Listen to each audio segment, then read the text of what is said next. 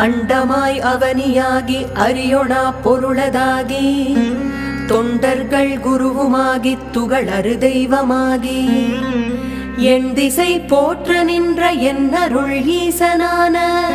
திண்திரல் சரவணத்தான் தினமும் என் சிரசை காக்க ஆதியாம் கைலை செல்வன் அணி நெற்றி தன்னை காக்க தாதவிழ் கடப்பந்தாரான் தான் இருநுதலை காக்க சோதியாம் தணிகை ஈசன் துரிசிலா விழியை காக்க நாதனாம் கார்த்திகேயன் நாசியை